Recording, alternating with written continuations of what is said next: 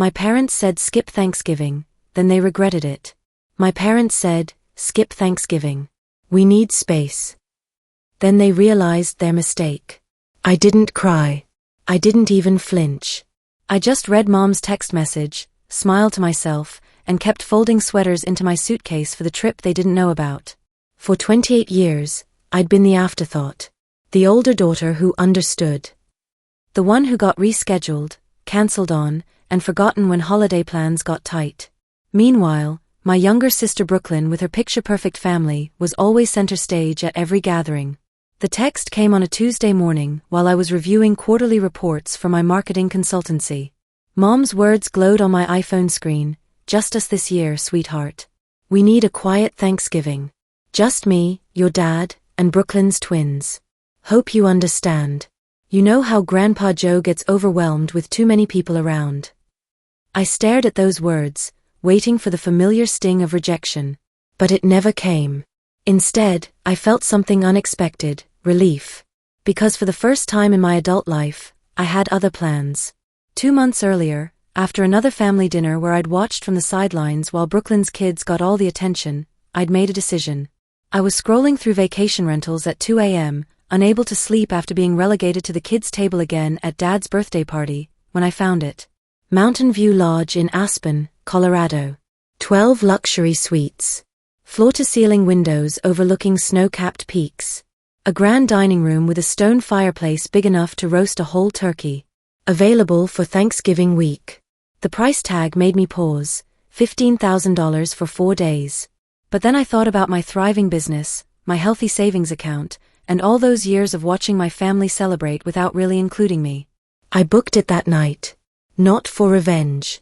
Not to prove a point. I booked it for peace. But as the weeks passed, I realized I wanted to fill those 12 suites with something my family had never given me, unconditional love. I started making calls. First, my Aunt Caroline, Mom's sister who never missed one of my college theater performances, even driving 4 hours from Portland when my own parents couldn't make it. Thanksgiving in Aspen, she squealed. Count us in. Then my cousin Marcus from Dad's side, the one who actually remembered to ask about my business at family gatherings instead of just talking about his CrossFit gym. Are you serious, Ella? This sounds incredible. My college roommate Zoe, who become like a sister to me. My mentor for my first job Patricia, who'd always treated me like family. My neighbors from my condo building, an elderly couple named Frank and Dorothy who invited me for Sunday dinners when they noticed I was always eating takeout alone. Within 2 weeks, I had 23 people confirmed for what I was calling Friendsgiving in the mountains. But I didn't tell my parents about any of it. As Thanksgiving approached, Mom called with her concerned mother voice. Honey, I hope you're not too upset about Thanksgiving. You know how your father gets with noise, and Brooklyn's twins are just a lot right now with their terrible twos phase. I stood at my office window, looking out at the Chicago skyline, already mentally packing my ski clothes. I'm not upset, Mom, I said honestly. I won't be alone. Oh, that's good. With co-workers or something. Something like that. She offered a half-hearted consolation prize. Maybe you can join us for Christmas if Brooklyn's schedule allows it. I just said goodbye without committing to anything. What she didn't know was that Wednesday morning, I'd be boarding a first-class flight to Colorado, where the family that actually chose me was waiting. Wednesday morning arrived with Chicago's typical November gloom, but my heart felt lighter than it had in years. At O'Hare Airport, I settled into my first-class seat with a glass of champagne, watching the city shrink below me. For the first time in my adult life, I was excited about Thanksgiving. The flight to Denver was smooth, and the drive up to Aspen in my rental Range Rover was breathtaking. Pine trees heavy with fresh snow lined the winding mountain roads, and I couldn't stop smiling as I thought about the surprise I had waiting. Mountain View Lodge was even more stunning than the photos. The main building looked like something out of a luxury magazine, timber and stone construction with massive windows that showcased the snow-covered peaks beyond. 12 individual suites connected by covered walkways, each with its own fireplace and hot tub on the deck. I checked in and immediately started coordinating arrivals. Aunt Caroline and Uncle Pete were driving up from Denver. Marcus was flying in from Seattle. Zoe was coming from Boston. Patricia was driving down from her cabin in Wyoming. By 4 p.m., The first SUVs started rolling in like clockwork. Aunt Caroline arrived first, pulling up in a red Chevy Tahoe loaded with suitcases and what looked like enough homemade cookies to feed an army. She jumped out and immediately wrapped me in one of her signature bear hugs that smelled like vanilla and cinnamon. "Ella, sweetie. This place is absolutely magical." She spun around, taking in the mountain views. "I can't believe you planned all this." "I can't believe you all said yes," I replied, helping her unload containers of her famous snickerdoodles. Marcus arrived next with his girlfriend Diana, followed by Zoe with her husband Trevor and their 10-year-old daughter Sage. Then came Patricia with her partner Linda, and Frank and Dorothy in their pristine blue Cadillac Escalade, moving slowly but with huge smiles. Each arrival brought more laughter, more hugs, more of the warmth I'd been craving for years. By dinner time, 23 people filled the lodge's great room, and the sound was nothing like the tense silence of my family's gatherings. This was pure joy. We ordered pizza from the best place in town and ate it around the massive stone fireplace, sharing stories and catching up. Sage taught everyone card tricks she'd learned at school. Frank regaled us with tales from his Navy days. Diana showed us photos from her recent trip to Italy. I found myself on the lodge's wraparound deck around 9 p.m., taking a moment to breathe in the crisp mountain air and process what was happening. The mountains stood like silent guardians around us, their peaks glowing silver in the moonlight. "This is incredible, Ella." Zoe appeared beside me with 2 mugs of hot chocolate topped with marshmallows. "I mean, really incredible. When was the last time you felt this happy at a family gathering?" I thought about it honestly. "I don't think I ever have," I admitted. "My family gatherings always felt like performances where I never knew my lines." "Well, this feels like home," she said, clinking her mug against mine. That night, as I settled into the master suite, my phone buzzed with a text from Brooklyn. "Hope you're having a good evening. Mom wanted me to check that you're okay being alone tomorrow." I stared at the message for a long moment, listening to the faint sounds of laughter and conversation drifting from the other suites where my chosen family was settling in for the night. I turned off my phone without responding. Tomorrow was going to be the Thanksgiving I'd always dreamed of, and for the first time in my life, I wasn't going to let my biological family's expectations dim that light. But I had no idea that by tomorrow evening, everything would change. Thursday morning dawned crisp and bright, with fresh powder sparkling on the pine branches outside my windows. I woke up to the smell of coffee brewing and bacon sizzling. Patricia and Linda had volunteered to start breakfast, and the lodge's gourmet kitchen was already alive with activity. I pulled on my favorite cashmere sweater and fuzzy slippers, then wandered into the main kitchen where controlled chaos reigned. Patricia was flipping pancakes while Linda managed a mountain of scrambled eggs. Aunt Caroline was arranging fresh berries and whipped cream. Marcus and Trevor were debating the proper way to brew the perfect pot of coffee. Morning sunshine. Aunt Caroline beamed, pulling me into another hug. "Did you sleep well?" "Better than I have in months," I said honestly. Through the floor-to-ceiling windows, I could see Sage building a snowman with Frank and Dorothy, their laughter echoing across the pristine landscape. This was what Thanksgiving morning should feel like, easy, warm, filled with people who genuinely wanted to be here.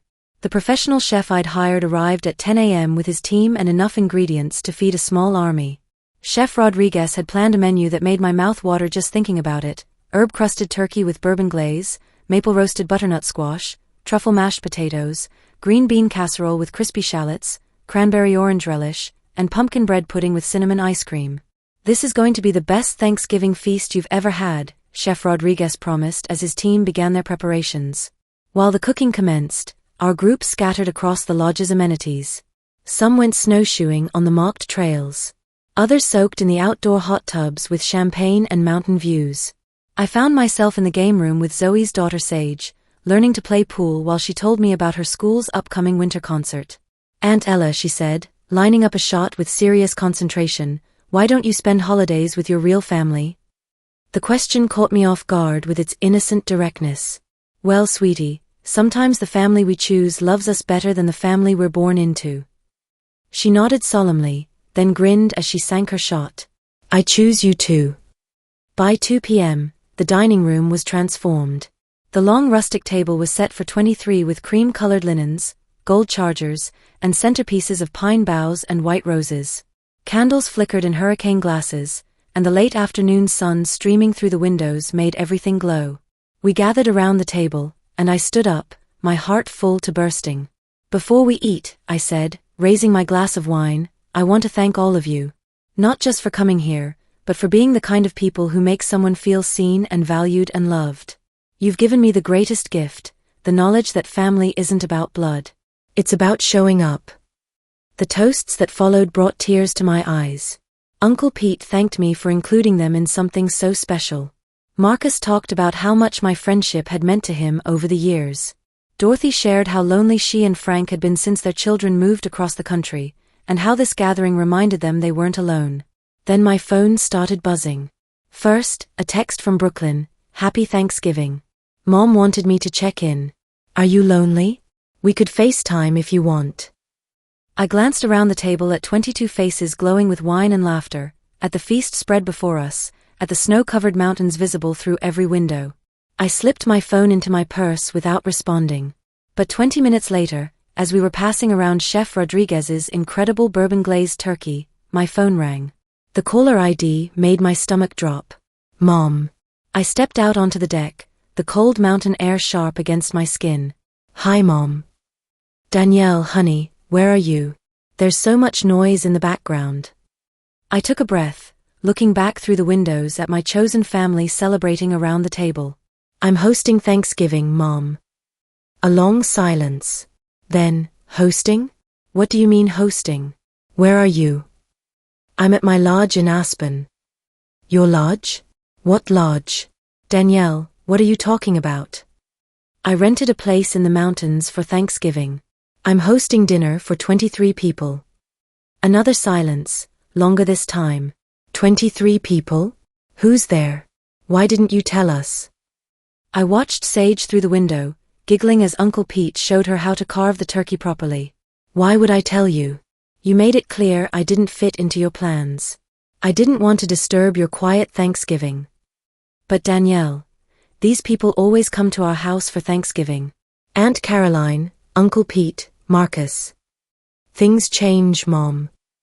What she didn't know was that her next question would change everything. Danielle, you can't just steal our family for Thanksgiving. Mom's voice cracked through the phone, and I could hear the panic rising. Through the lodge windows, I watched my chosen family sharing stories and passing dishes, their faces glowing with genuine happiness. The contrast was jarring. I didn't steal anyone, Mom. I invited people who actually want to spend time with me. That's not fair. You know we love you. We just needed space. You needed space. I heard you the first time. I kept my voice calm, but my heart was pounding. The thing is, I needed something too. I needed to feel wanted. A sharp intake of breath. Of course you're wanted. You're our daughter. Am I?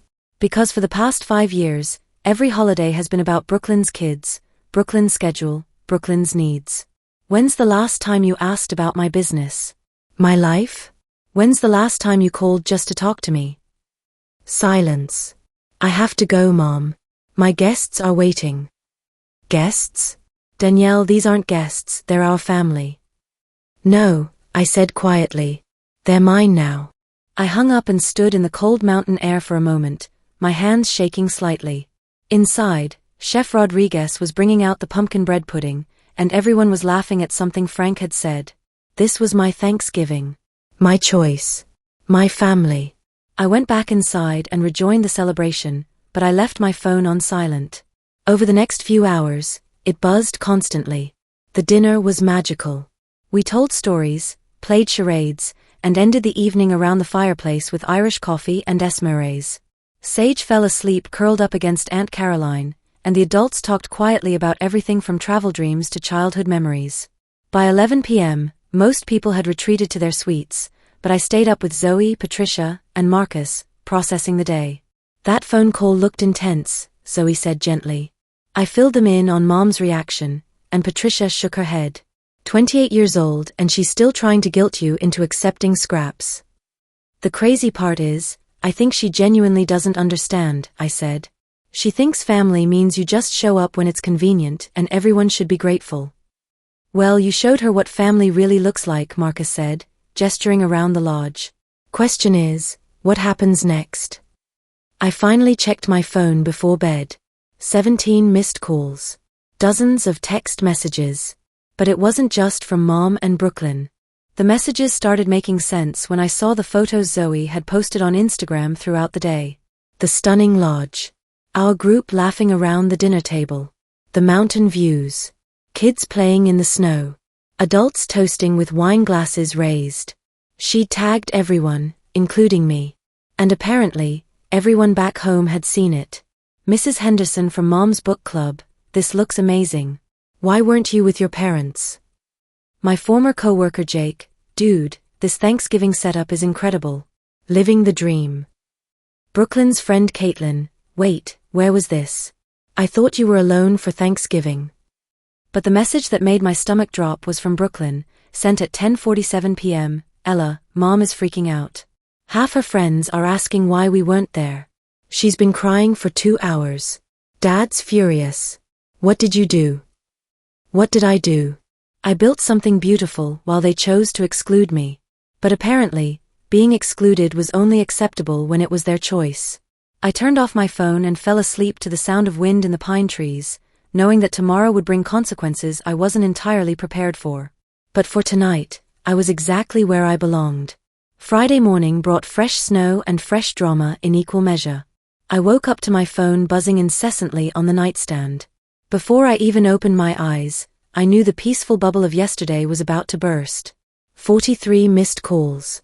86 text messages. 12 voicemails. The photos from our Thanksgiving had gone viral in our extended family and social circles. Zoe's Instagram posts, my aunt's Facebook updates, and Marcus's Twitter photos had created a digital trail that painted a very clear picture. While my parents had excluded me from their quiet Thanksgiving, I had hosted the celebration of the century without them. The first voicemail was from Mom, recorded at 6:23 a.m. Danielle, please call me back. I don't understand what's happening. People are asking me questions I can't answer. Why didn't you tell us about this lodge? Why didn't you invite us? The irony was so thick I could have spread it on toast.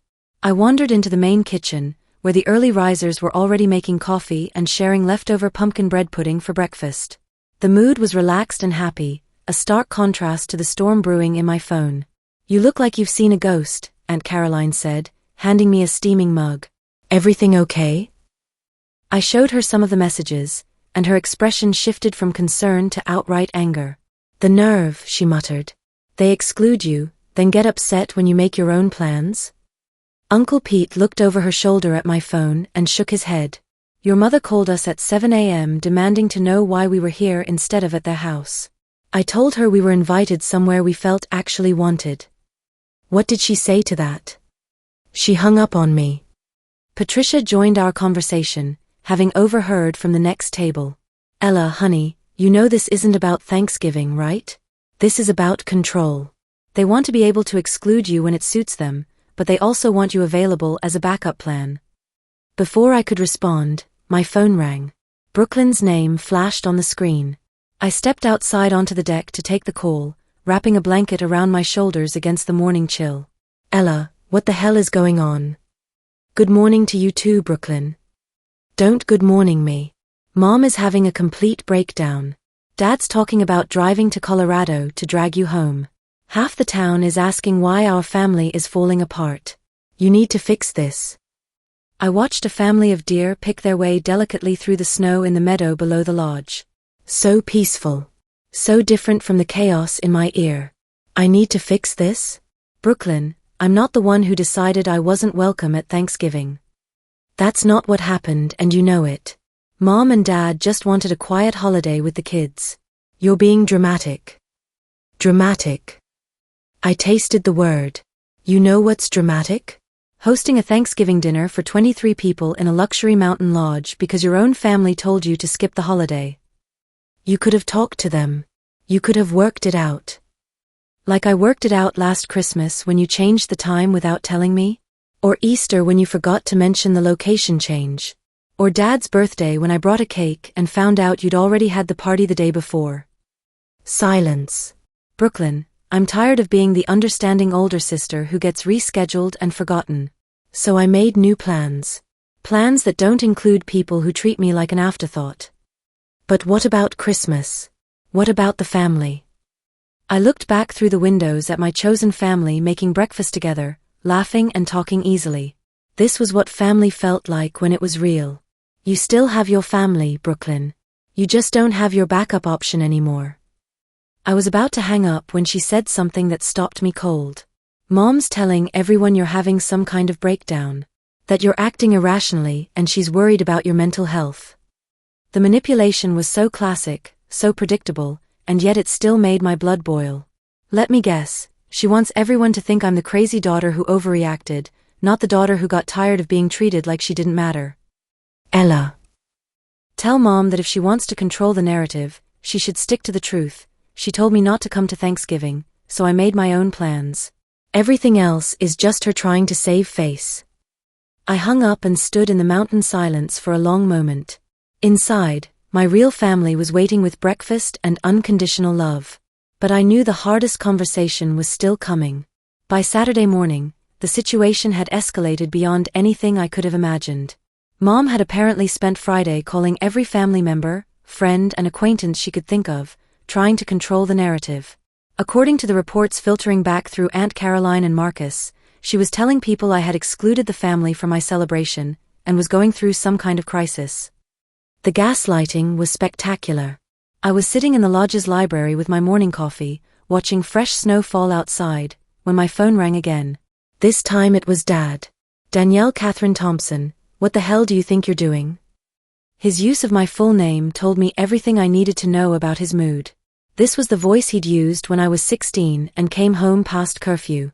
I'm having coffee and watching it snow, Dad. What are you doing? Don't get smart with me. Your mother is beside herself. You've embarrassed this family in front of the entire community. I've embarrassed the family? By hosting Thanksgiving dinner. By deliberately excluding us from a family gathering. By stealing our relatives and making us look like terrible parents. I set down my coffee cup, my hand trembling slightly. Dad, you told me not to come to Thanksgiving. How exactly did I exclude you from something you didn't want me at? That's not. We didn't say you couldn't come. We said we needed a smaller gathering. Without me. It wasn't personal. Everything about family is personal, Dad. A long pause. Then, in a quieter voice, we thought you'd understand. You've always been so independent, so capable. Brooklyn needs more support right now with the twins and I need a family that actually wants me around. Another pause. We do want you around. Then why am I always the first one cut when plans get tight? Why haven't you visited my condo in the 2 years since I bought it? Why don't you know the name of my business or ask about my life unless it's to compare it to Brooklyn's? Silence. Dad, I love you and Mom. But I'm done pretending that being family means I have to accept scraps of attention and be grateful for them. So what, you're never coming home again? You're going to cut us off. I'm not cutting anyone off. I'm just not going to keep begging for a place at a table that never has room for me. That afternoon, while some of our group went skiing and others explored downtown Aspen, I found myself on the lodge's deck with Patricia, who had become an unexpected source of wisdom over the years. You know what this reminds me of, she said, settling into the chair next to mine with a mug of hot chocolate. My ex-husband used to pull the same thing. He'd make plans without including me, then get angry when I made my own plans. He wanted the option to include me when it was convenient, but he also wanted me to be available when his first choice fell through. That's exactly what this feels like. The thing is, Ella, you can't have a relationship with someone who wants you to be invisible until they need you. It's not sustainable, and it's not fair to you. My phone buzzed with another text from Brooklyn. Christmas at Mom and Dad's is off. Mom says she's too upset to host. Hope you're happy. I showed Patricia the message, and she snorted. The emotional manipulation is strong with this one. She's trying to make me feel guilty for Christmas being ruined. Christmas isn't ruined. It's just going to be different. The question is, are you going to let them guilt you back into accepting a situation that makes you miserable? Before I could answer, my phone rang again. This time, it was an unknown number with a local Colorado area code. Hello? Is this Danielle Thompson? Yes. This is Jennifer Martinez from Colorado Mountain News. We're doing a story about unique Thanksgiving celebrations, and someone sent us photos of your gathering at Mountain View Lodge. Would you be willing to do a brief interview about hosting Friendsgiving in the mountains? My stomach dropped. I'm sorry, what? We've received several submissions about your Thanksgiving celebration. The photos are stunning, and the story of bringing together chosen family in such a beautiful setting really resonates with our readers. Would you be interested in sharing your experience? I hung up without responding. But as I sat there staring at my phone, I realized something important. I wasn't ashamed of what I'd done. I wasn't embarrassed by the photos or the celebration or the love I'd found with my chosen family. The only people who should be embarrassed were the ones who had made their daughter feel so unwanted that she'd rather spend Thanksgiving with anyone other than them.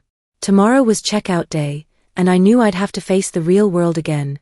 But tonight, I was going to enjoy one more evening with the family that had shown me what unconditional love actually looked like. Sunday morning arrived with brilliant sunshine and the kind of crisp mountain air that makes everything feel possible. As checkout time approached, I felt a bittersweet mixture of sadness at leaving this magical place and strength at the realization that I'd finally found my tribe. The goodbyes were tearful but different from the hollow farewells I was used to with my biological family. These people were making concrete plans to see each other again. Aunt Caroline invited everyone to her lake house for 4th of July. Marcus was planning a wine tour in Napa for his birthday. Zoe wanted to organize a reunion in Boston for New Year's. This can't be a one-time thing, Patricia said, hugging me tight. You've started something beautiful here. As I drove my rental car back toward Denver, my phone remained silent for the first time in days. No calls from Mom. No guilt trip texts from Brooklyn. No emotional manipulation disguised as concern. Just peace. At the airport, I made a decision. Instead of flying directly back to Chicago, I bought a ticket to Portland to spend a few extra days with Aunt Caroline and Uncle Pete. If my parents wanted to pout and play victim, they could do it without me rushing back to fix their hurt feelings. That evening, sitting in Caroline's cozy kitchen with a glass of wine, I finally opened my laptop and read through all the messages I'd been avoiding. The local news story had indeed run, featuring photos from our celebration and a brief mention of a successful marketing consultant who chose to create her own family Thanksgiving tradition in the Colorado mountains. It was a sweet human interest piece about the growing trend of Friendsgiving celebrations. But the reaction from my parents' social circle had been swift and telling. Mrs. Henderson had commented on the article, "What a wonderful idea. Sometimes family is what you make it." My former neighbor, "This looks like the perfect Thanksgiving. Good for you." Even some of Mom's book club friends were sharing the article with comments like, "Maybe we should try this next year." The narrative Mom had tried to create, that I was having a breakdown and had cruelly excluded the family, wasn't sticking. Instead, people were seeing what I'd always hoped they'd see, a strong, independent woman who had created something beautiful when her family let her down. Monday morning brought a text that surprised me. It was from Dad. "Can we talk? Just the two of us." I called him from Caroline's back porch, watching her neighbors rake the last of the autumn leaves. "Hi, Dad. Danielle." His voice sounded tired. "I owe you an apology. I wasn't prepared for that. I've been thinking about what you said, about us not visiting your place, not asking about your business. You're right. We've been so focused on Brooklyn's chaos that we forgot you might need attention too." "Dad. Let me finish. Your mother is hurt and embarrassed, and she's handling it badly. But underneath all that drama, she's scared. We're both scared that we've lost you." I took a deep breath. "You haven't lost me. But you can't have me on your terms only. I'm not going to keep accepting scraps and pretending I'm satisfied. I understand that now. What would it take for us to fix this?" The question hung in the mountain air. What would it take? "Effort," I said finally. "Real effort. Not just lip service when you're scared I might not come home for Christmas. I want you to visit my condo. I want you to ask about my business and actually listen to the answer. I want to feel like I matter to you when Brooklyn isn't in crisis. And if we do that? If we really try? Then maybe we can build something better than what we had." A long pause. "Your mother wants to plan Christmas. She's talking about making it all about you this year, trying to make up for Thanksgiving." "Dad, I don't want Christmas to be all about me. I just want it to include me in a real way. I want to feel like I belong at my own family's table. Can you forgive us for making you feel like you didn't? I looked out at the beautiful Oregon landscape, thinking about the weekend I just had. The laughter, the warmth, the sense of being truly wanted and valued. I can forgive you, I said. But I can't forget. And I won't go backward. If we're going to be a family, it has to be a real one. Deal. That afternoon, I got a text from Brooklyn. Mom says you and Dad talked. Are you coming home for Christmas? I thought about it for a long moment, then typed back, yes. But I'm bringing Aunt Caroline and Uncle Pete. And Zoe and her family. If we're going to do Christmas, we're going to do it right. Her response came quickly. Mom's going to freak out about the numbers. Then she can rent a bigger space. Or we can have it at my place. But I'm done with small exclusive celebrations that leave people out. Okay. I'll talk to her. As I settled in for another peaceful evening in Portland, I realized something important. I had won. Not because I'd hurt my parents or proven a point, but because I'd finally learned to value myself enough to demand better. The family that had celebrated with me in Aspen would always be my chosen family. But maybe, just maybe, my biological family could learn to be a real family too. Either way, I'd never again spend a holiday feeling unwanted. That was a promise I intended to keep.